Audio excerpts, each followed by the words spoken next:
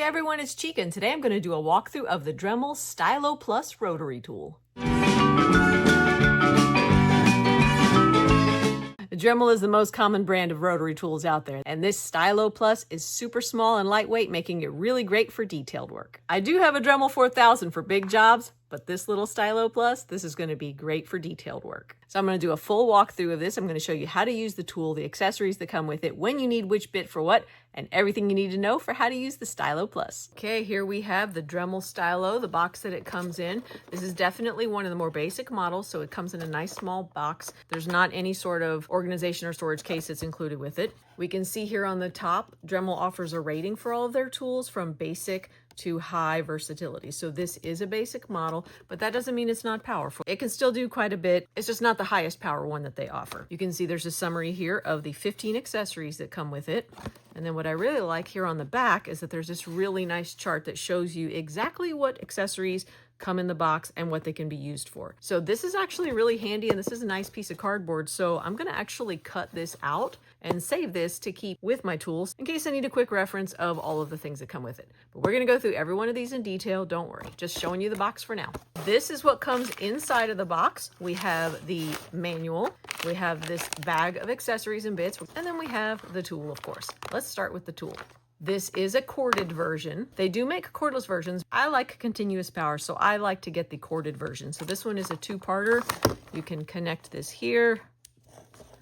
This plugs into the wall, and then here is the end that you can work with.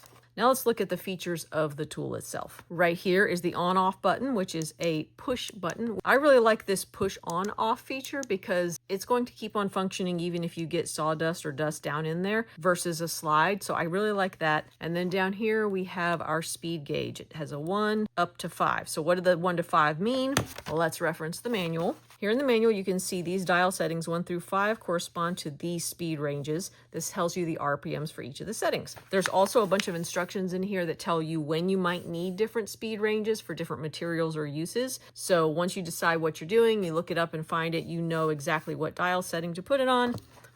Obviously, when we go up to 5, it's going to run a lot faster than down on 1.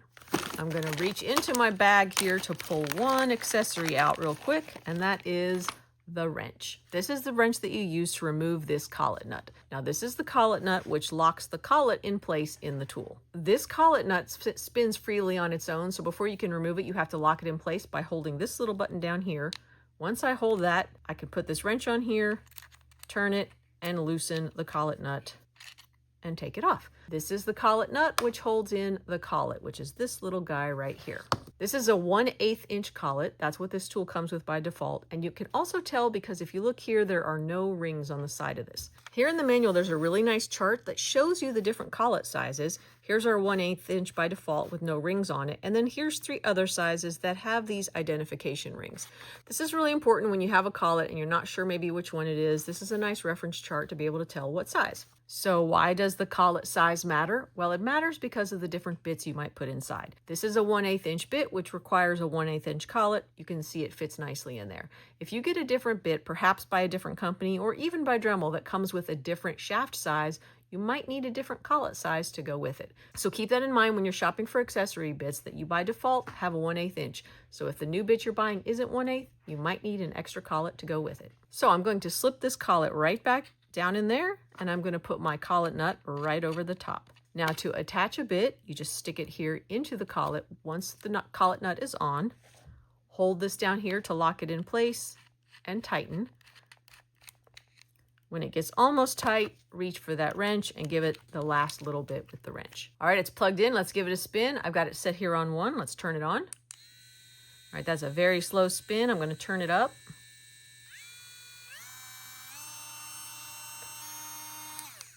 You can see that varies quite a bit with the different speeds as you go from 1 to 5. One other thing I want to talk about real quick is how you hold this tool. There are 2 ways to do it. The first one is commonly called the pencil grip. Since this is a nice small rotary tool, it's really easy to hold this way if you're doing detailed work. It's kind of like you're holding a pencil. The other way you can hold it is called the golf grip. You're holding it like this. Imagine like you're holding a golf club. This is if you're doing more aggressive, away from you grinding that you want to have a nice firm grip on it. Those are the 2 ways that you can hold it.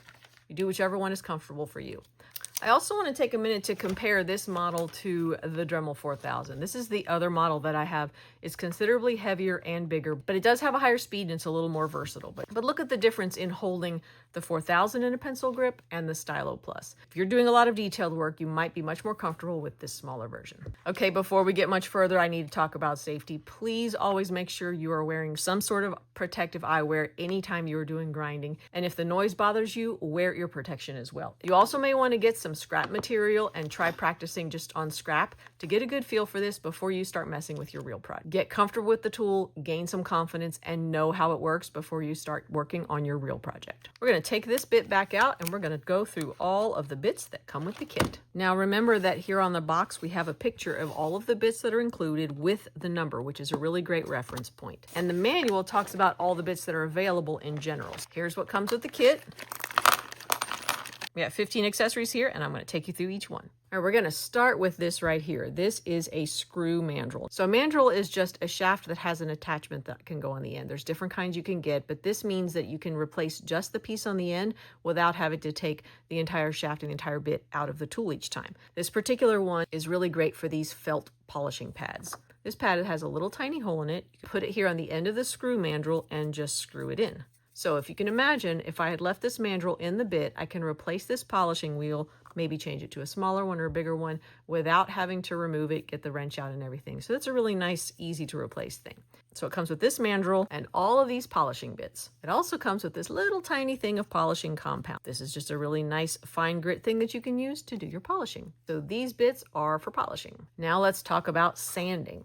We have this bit here that comes with this sanding drum on it. This is just a little sandpaper drum that goes on there, and it comes with 2 extras. So when this wears out, pull that off, and you can slide a new one on there. See how that's hollow in there? So in a way, it's almost like a mandrel because you can replace this bit without having to take this out of the machine. So that's for sanding.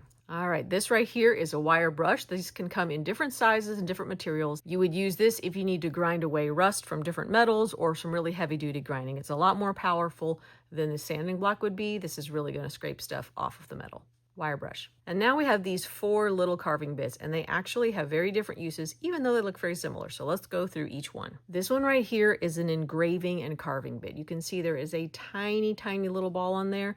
That is really good if you need to maybe engrave a serial number or something on a material. Tiny, tiny little bit of engraving there. This one is for carving. It's got this really sharp point here and this aggressive cut here on the blade, and this can take out a lot of material if you need to engrave a channel or a groove or something in your material. This one is also for carving, but you can see it has a little round ball on the end instead of the point. Let's compare those two. So this one can get down into a triangular or pointed shape. This one can do a round groove or channel. So these are 2 different ways that you can handle carving. And then finally, this one looks a lot like the first one that we had for engraving, but there's one key difference here, and that is that this bit on the end is diamond coated. That means that it can cut materials like ceramic and glass. So if you have really tough materials that you want, this is the bit that you need for engraving. So here are the 15 bits that came with it. As a reminder, they are all listed right here on the back of the box. Cut this out and save this. This is a really good reference. It shows you the exact number. If you're ever unsure, what does this one do? You can find it on the box. You know it's 7103. You can go to Dremel's website, find out what a 7103 does, and realize that it's the diamond-coated engraving bit.